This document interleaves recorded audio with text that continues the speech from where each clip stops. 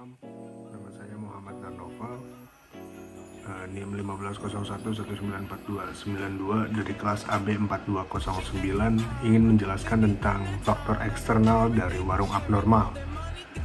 Tapi sebelumnya, saya akan menceritakan sedikit tentang sejarah warung abnormal itu sendiri.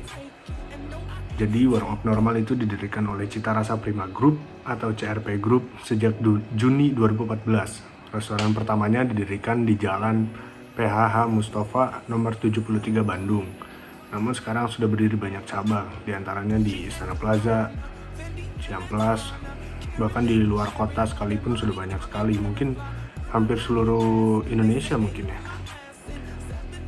Nah terus sejak awal berdiri, warung abnormal itu udah nawarin konsep produk yang unik gitu buat saat itu, yaitu kayak kreasi dari mie instan dan roti bakar, sehingga warung abnormal diberi julukan sebagai pelopor mie kekinian. Adapun produk-produk lainnya berupa susu, roti seperti yang saya sebutkan tadi, kopi, dessert, dan aneka kreasi nasi seperti rice bowl, nasi goreng, dan yang lain-lainnya. Harga yang ditawarkan pun cukup murah, mulai dari Rp5.000 sampai Rp40.000 untuk setiap menunya. Jadi ya bisa dibilang warung abnormal tuh sangat friendly lah dengan dompet-dompet pelajar dan mahasiswa.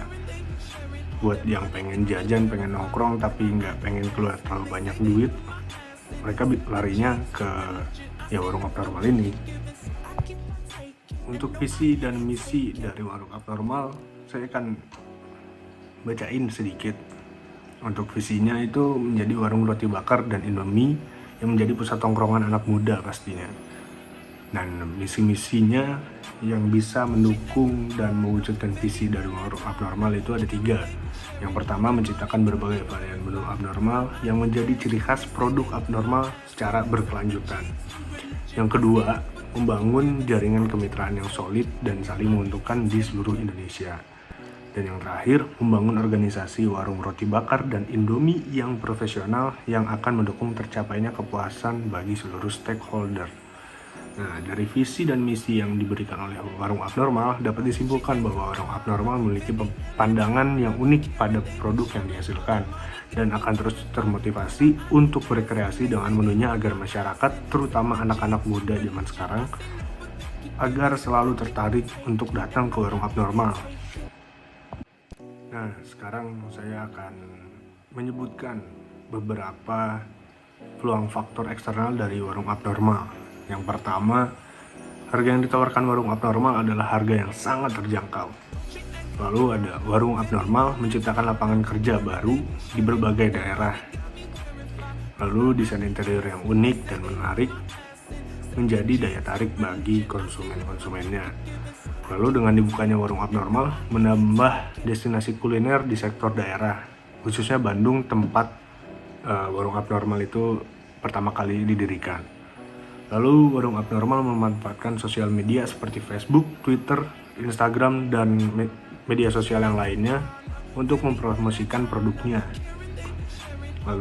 Lalu kualitas pelayanan yang memuaskan. Selanjutnya ada warung abnormal menerapkan kebijakan mengurangi penggunaan sampah plastik di setiap gerainya. Jadi ya go green lah, warung abnormal tuh pengen menciptakan suatu usaha tapi juga tidak mencemari lingkungan gitu. Lalu lokasi yang strategis memudahkan konsumen untuk datang ke gerainya. Kebanyakan, bahkan mungkin hampir semua gerai warung abnormal itu tempatnya selalu strategis gitu, di tengah kota, nggak jauh dari mana-mana, kayak dari kampus, daerah perkantoran, dan ya yang lainnya lah. Jadi masyarakat juga enak dan mudah jika ingin datang ke warung abnormal. Lalu adanya penawaran kerjasama dengan konsep franchise sehingga warung abnormal dapat ditemukan di berbagai daerah. Nah, karena franchise ini mungkin jadi warung abnormal itu seperti menjamur di mana-mana, bahkan di satu kota bisa lebih dari 2 atau 3 gerai gitu. Seperti di Bandung itu ada banyak banget ya. Bahkan di Cihamplas pun ada 2 apa 3 gitu, saya lupa. Tapi pasti banyak. Lalu warung abnormal juga menyediakan fasilitas yang sangat dicintai oleh anak muda, yaitu wifi. Jelas, anak muda zaman sekarang nggak bisa lepas dari HP atau laptop lah. Dan pasti pengen yang gratisan gitu anak-anak zaman sekarang. Kayak wifi. Wifi itu udah jelas banget valid, dicintai sama anak-anak muda. Bahkan orang tua pun sekarang udah mulai pada cinta sama wifi gitu. Mereka bisa bebas nonton, bebas ngedownload game, mungkin mereka juga bisa main game di sana tanpa mengkhawatirkan kuotanya hilang gitu, karena ada wifi di sana. Terus juga ada colokan yang banyak, jadi buat mereka yang pengen ngerjain tugas lah atau mungkin ngelakuin apapun itu nggak akan takut buat kehabisan baterai, karena di dekat mejanya ada colokan buat ngecas.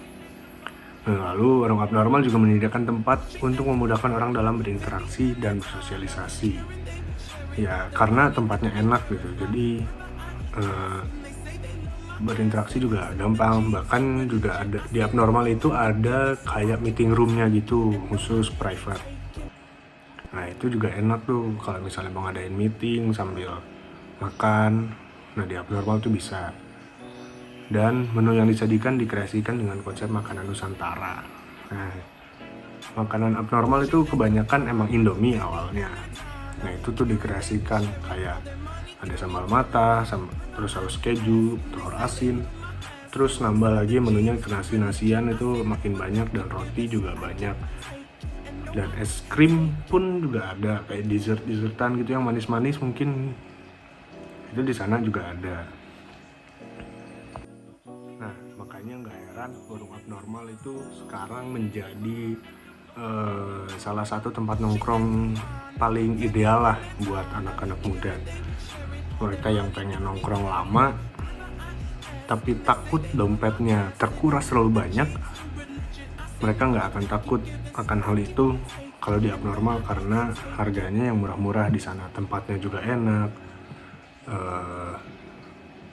kebanyakan indoor, jadi nggak takut kepanasan, nggak takut kehujanan. Terus gerainya gampang banget ditemuin, pilihan menunya banyak dan enak-enak semuanya. Kalau begitu sekian saja dari saya. Sebelumnya maaf kalau ada salah kata.